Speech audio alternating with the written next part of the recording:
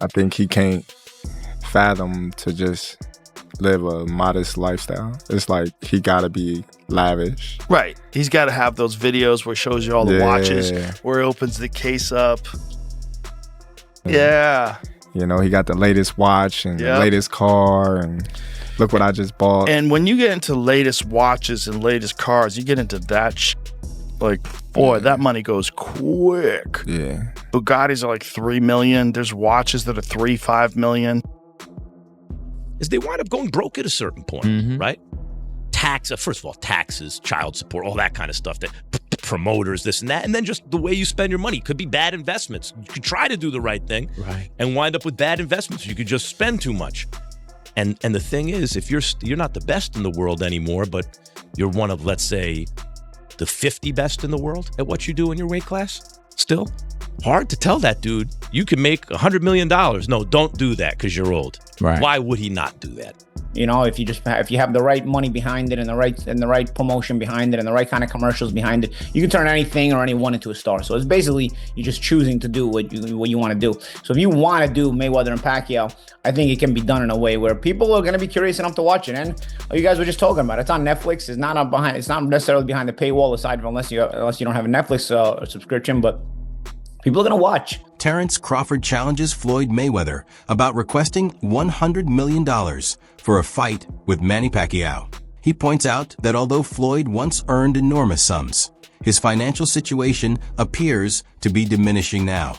He broke the bank, you know, and I don't see him trying to, give the game to the young fighters because he's a promoter now. Yeah. So I can't give everybody the game. Yeah. It's a business at the end of the day. So if they made all this money, you know, on our backs as fighters, and now I'm a promoter, I'm gonna do the same thing that they once was doing, and just say it's just the game of the business. It's the game. Max Kellerman explains that boxers often prioritize financial gain because the sport doesn't guarantee stability beyond their active years. Once their careers conclude, there's minimal assistance available, leaving fighters to navigate life after boxing independently. With the 3 fights that's coming up, Floyd Mayweather, Pacquiao, Floyd Mayweather, Mike Tyson, Floyd Mayweather, I think the guy's from Greece or something like that. What do you feel about great champions doing these kind of fights as well, or just these kind of fights that's going on? They need money. Damn. Yeah, when you need money, this is the problem with boxing. You think about financial literacy, right? And you talk about like NFL players or NBA players. There's support systems for those dudes. There's nothing like that for fighters. They got to figure it out all themselves. And if you're a fighter, that means you did not have options. Right. Yeah. It's not like basketball or football. If you could, like, by the way, football players couldn't play basketball, or they play basketball. It's a better deal, right? That's if you can, you do. And boxers couldn't do either one of those things, right? They're too small, or they got hurt, whatever it is. And so you're dealing with a section of our world that is unlike. Tasha K points out that when individuals encounter financial difficulties, they often turn to legal action over unpaid funds. She notes that Floyd Mayweather has reportedly taken this route by filing a lawsuit against Showtime. Bills is due, but you done spent everything on stuff you ain't supposed to have, and now you really need something, so you get ready to go to Walmart, right? And you know you got $132 in your bank account, all right? We all done been there, and you know you need food, the light bill due tomorrow, they're gonna cut it off, and you got $132 to your name. And so then you start to search like, well, what happened to the money? You start to go look at your bank account. You start to go, well, you start to get a little bit, well, I could take this rice, the beans, this, and then when you get up to the counter, you hoping that something else ain't hit your account. That's done made it less, because it can say 132, but then you got them pending transactions that come in that hit you. That's definitely gonna put you in overdrive. You don't really start blaming or start realizing you broke until money get low, and that's when you go send people to look for where. Jim Lampley shares that seeing Manny Pacquiao and Floyd Mayweather return to the ring was disheartening for him, noting that when iconic fighters come back late in their careers, financial motives are often the driving factor. Did Manny, or I will understand Manny, does it make me happy? It's not really my business. It's their business. You called what was still the most successful fight in boxing history, which was Mayweather-Pacquiao. I've never been a part of a buildup like that, where every mainstream outlet that maybe had abandoned boxing over the years came roaring back. I mean, it was massive. And then the fight happens and we don't get what we hoped for. What did you come away from that fight feeling? What did you think of how that whole thing played out? Well, I want to start this by saying that I like Floyd. I get along with Floyd.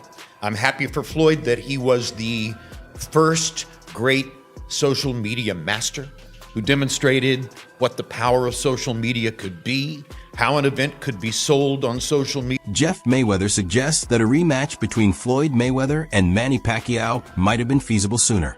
At this point, the bout appears to be organized primarily as a financial opportunity. I mean, that's a fight that's basically, it's a cash grab for both of them. You said it's a cash grab. I know he's had some. Yeah. I mean, there's nothing wrong with it. If you created a name and you made a name, why not get paid for it? Yeah. No, 100%. I agree with you. Do you feel that that's what the comeback announcement is as well? Is just kind of like because I know he's suing Showtime for money he thought he thinks he's owed. Is it just kind of like we need an influx of money, you think? I mean, I don't really know, and I'm not really going to say anything that I don't know. So, I mean, that part I'm not going to even talk about. It's just the fact that, to me, I looked at it, and I seen the same thing that everybody else seen. So, I mean, and I've never talked to him about it, so I can't really give nobody no answer. Floyd Mayweather, once known for his unmatched earning power, now seems to be facing serious financial challenges. Even with a career that reportedly brought in over $1 billion, he appears to be dealing with debt, back taxes, and outstanding bills. Recent videos show him promoting alcohol in a way that feels uneasy, almost as if he's masking pressure behind a forced smile. His social media activity and public appearances suggest a person managing responsibilities that contrast sharply with his image of immense wealth. Now he needs it more than wants it, because you see right here, Floyd Mayweather very vocally has never had a drop of alcohol in his fucking life, is out here promoting alcohol. That's how you know this dude's fucking broke as hell and swimming in debt, because he's posting shit like this. We are back. Money Mayweather and Beluga, we are back. It's a special day, Valentine's Day. Toast to the ones that we love. Does he not look like he's a hostage right here? Look. Happy Valentine's Day and cheers. I look at the look on his face and I can't tell if he's being held at gunpoint while doing this because he owes somebody money, or if he's just looking like that because he's really confused and struggling trying to read the script for this ad. Sorry. Even while headlining new exhibition bouts, the bigger picture reveals a pattern of financial strain. Ongoing lawsuits, unpaid taxes, and a comeback at 48 all indicate that monetary concerns may be influencing choices that once appeared purely tactical. When compared to contemporaries like Mike Tyson, who spent $500 million yet retained significant assets, Floyd Mayweather's situation is especially striking. Despite reportedly massive earnings from fights and endorsements, he hasn't been insulated from debt. The contrast is clear. A boxer who once showcased immense wealth now seems restricted, relying on high-profile appearances to manage finances. It underscores that even legendary income can't guarantee security when obligations and spending escalate beyond control. No way Floyd Mayweather gives a f about any of that, bro. He's like, you said how much? How much is the check? You said I got to talk for 12 seconds. All I got to say is I'm the voice for them, and y'all are going to give me 15 million? Like that. That's the type of stuff that Floyd Mayweather does. And Conor was calling this out quite a long time ago, even back when they were promoting Mayweather versus McGregor. Floyd not taking out his own yet? Oh, yeah. So Floyd got and he got tax problems. And Conor also called it out right here as well. And they said, I'm the motherfucker that can't read. Bitch, I do numbers. I make money. You know my middle name. You owe money. So Conor was on this 10 years ago. I think 2017 was 2016, 2017. So Conor's been on this for. Tasha K points out that even when Floyd Mayweather seems to possess immense wealth, unseen obligations and pending payments can create serious financial pressure. His situation reflects a common pitfall: living lavishly while debts quietly accumulate. Years ago, reports claimed he was held in Dubai until owed money was settled, illustrating that even top-tier athletes aren't immune to financial traps. Mismanagement by trusted associates, including his manager, worsened matters, with significant sums disappearing before Floyd could track them, despite earning billions. He now faces lawsuits and unpaid rent, including more than $330,000 for a luxury Manhattan apartment. Advice for his daughter to begin earning signals the tightening grip of financial reality. Behind the public image of prosperity lies a tangled web of debts, missed payments, and ongoing disputes, showing that apparent fortune can often be misleading. See somebody like Floyd Mayweather, that's the oldest trick in the book, y'all. Y'all know, when y'all see somebody flogging money everywhere, they got this, they got that, they got this. Was it Gervonta Davis? Tank told us 2 years ago that the reason they held Floyd Mayweather, you can put it back on the screen, captive in Dubai is because he had owed them money and they wouldn't release him until he announced the fight to give them their money back. You know they do that over there in Dubai, right? You ain't going nowhere if you owe a debt. He was trapped over there for almost 2 months, according to Gervonta. They shared the same manager, Al Layman, who collected money in cash because Floyd Mayweather gave him a power of attorney to do so. And so when Floyd went down there and sued Showtime, he's suing Showtime, the company, the network, that publicizes these fights. Max Kellerman points out that many boxers face financial challenges because their careers are often brief and unpredictable. Injuries or physical disadvantages can limit what they earn, and without proper guidance or support, even highly skilled athletes can struggle financially. He highlights that taxes, child support, and poor spending choices frequently contribute to these problems. Failed investments and lavish lifestyles can make matters worse. Even fighters who remain among the top in their division may find it hard to secure massive paydays, like $100 million, once they're past their prime. Kellerman stresses that financial instability is a common reality in boxing, underscoring the need for careful planning and management throughout an athlete's career. End up with bad investments. You could just spend too much. And the thing is, if you're not the best in the world anymore, but you're one of, let's say, the 50 best in the world at what you do in your weight class, still hard to tell that dude you can make $100 million. No, don't do that because you're old. Right. Why would he not do that? Do you think, and when I look at these fights that's coming up, do it take away from boxing for you when you see these fights being announced? No, not. I mean, what it just demonstrates that boxing has not produced new characters that you know, whose stories people really want to follow. If we were producing those guys, and hopefully we will now with Zuffa, there'd be less interest in the kind of sideshow fights or the senior tour type fights, right? Because we'd be invested in new characters. We haven't had characters that have captured the public's imagination because people don't know. Jazz Mather highlights that both fighters maintain extraordinary discipline, carefully managing their training and overall fitness. He mentions that he stays active almost every day, even incorporating basketball into his routine, which helps him feel strong and ready to compete at the highest level. This match also represents the first boxing event held at the Sphere, a venue traditionally used for concerts, which required precise planning, a skilled team, and perfect timing to pull off. Math underscores the impact of a global platform like Netflix, which allows hundreds of millions of fans to watch the fight and opens new avenues for the sport's growth. He's Sylvan fighter, so him and me, we taking care of our body, and we always work out almost every day and playing basketball like that. So right now, I still can fight. I feel like I'm still young. I mean, nothing changed. Jazz, this event is going to mark the first boxing match at the Sphere. We've been there, we've seen concerts there, but how did this come to be? This was a lot of work. Took a lot of time. I mean, many tried and many, I wouldn't say failed, but planted seeds.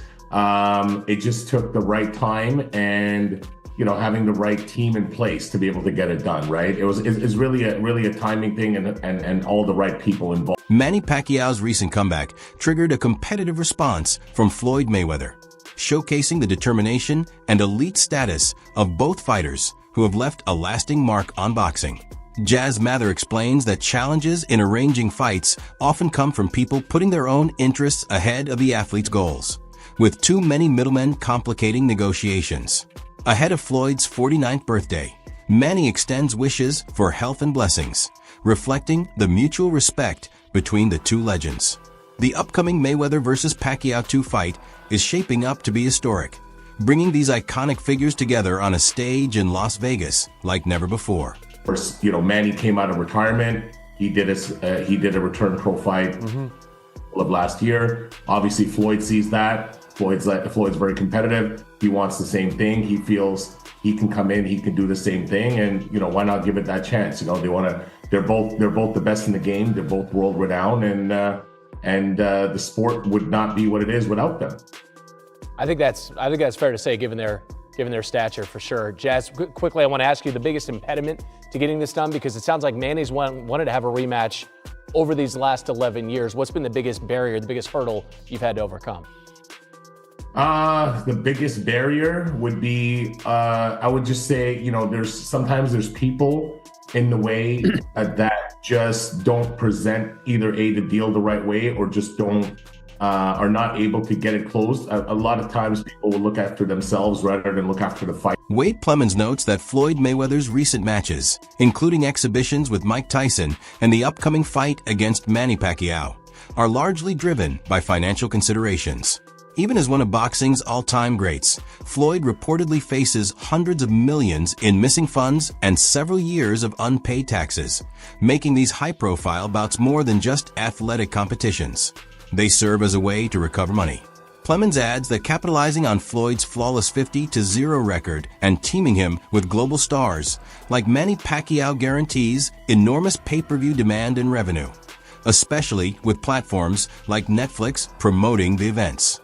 Away with that when you do exhibitions. And again, Floyd fighting in his exhibition versus Mike Tyson in the Congo to get ready for this. That's on April 25th. And like we saw a second ago, Manny takes his on April 18th from the Thomas and Mack Arena in Vegas. So this must have been planned in the works before they even announced the exhibition fights, right? And again, Floyd's got a tough one. Ruslan is a former world champion. It's a 10-round welterweight fight. That's not the same exhibition that Floyd is doing. They don't even have rounds yet for the Floyd and Mike Tyson deal. Minutes, none of that. This is a 10-round exhibition, but it's a fight because Ruslan's a bad mother. But this was all it had to have been set up, put in play for those two to come together in September. They needed a tune-up fight for each of them. That wasn't going to count against them on their records. Hopefully no one gets knocked out in those two exhibitions. He explains that casual viewers aren't focused on the fighters' ages or competitive edge. They're drawn to seeing legendary names in the ring. Even though Floyd is 49 and Manny is 47, the recognition factor alone draws massive audiences, making these events highly profitable. Plemons points out that following exhibition bouts like Mike Tyson with a match against Manny Pacquiao is a calculated strategy to generate revenue, leveraging fame, reputation, and media exposure. The mix of historic legacies and financial motivation illustrates why Floyd continues to return to the ring, showing that even the richest athletes can face money-related pressures that influence their career choices. Two of the best of all time, they could probably avoid it. Then they come out in September and have one final go at it. I told you guys, Floyd is going broke, and there's no other clear explanation other than, we can look through the court documents of him versus Showtime, but missing $340 million, being years and years behind on his taxes. That's clearly the motivation for this. And because Floyd, obviously, he is one of the best of all time, so if he still can do it. But Mike Tyson, followed by Manny Pacquiao, will get you out of a lot of financial bad situations and bad decision-making. So this is why I think Floyd is doing this more than anything else, leveraging his 50-0 career, because that will bring in the viewership, and Netflix being the partner here. This, I don't know if it's going to approach it, but if there was a matchup to beat Mike Tyson versus Jake Paul on Netflix, seeing as, again, it was 11 years ago, but 4.2 million pay-per-view buys, and seeing as the casual audience doesn't really get. Paulie Malignaggi views the upcoming Floyd Mayweather versus Manny Pacquiao bout as primarily a lucrative opportunity rather than a purely competitive fight. He recalls that their first encounter in 2015, though historic, often felt more like a spectacle than a thrilling contest, leaving fans hoping for more action. This new matchup appears to follow a similar strategy, designed to draw attention, generate substantial revenue, and leverage the legendary reputations of both fighters. Malignaggi highlights that financial incentives are a major factor, and despite their age, the combination of hype and name recognition makes the event highly profitable for everyone involved. That one was also a little bit too late, and really they didn't really fight with that passion and fire. It was more like, I'll dance, you dance, and if nobody gets hurt, we both win, you know? And that's not really what fans want to see. Having said that, the first time around was for the championship of the world. Floyd was champion. Pacquiao was challenging him. I think Floyd had the WBC title at the time, so on and so forth. And you know what I say about, and at the time, it was still a fight that was viable within the whole world landscape of the welterweight division. This time around, it's not really a viable fight within the landscape of the welterweight division, but it's like I always complain about Canelo. As long as you don't take the belts with you and hold them hostage, and the sanctioning bodies allow you to hold them hostage, I don't mind guys doing this kind of thing. Let's face it. Is it the only time we've seen this? We've seen this time and again. I mean, Leonard did the third fight with Duran and Hearns in 1989. 8 years after everybody wanted it. Pull up to the arena together. This is entertainment. Let's get cameras with them the whole time. Someone in the back, just the whole way up. Well, when you look at that's going to be more fun than the fight. I'm telling you right now. The build now. A question I have too. We've seen it in previous Netflix cards. Not all of them, of course. MVP Promotions. Jake Paul has done some Netflix cards. The card around this. Yeah. Does that, Paulie? When you look at the spectacle that will be, Mayweather versus Pacquiao too. You could put a great card underneath this and really get some shine on some fighters that maybe need the exposure. What do you think is going to be done? Or this would sell all by itself. You don't need to spend any more money. What you thought on the card around this, Paulie? What do you think we're going to see? I'm hearing. Yeah, please. Because I looked into it obviously already. Right. So I was trying to see if there's space for me. I'm hearing that there's they're gonna have their own stable of guys. Maybe the Manny son could be on the undercard. Like that. I'm hearing that they're gonna each have a piece of the undercard for themselves in their own. That wraps up today's video. Make sure to check back for more in the next episode.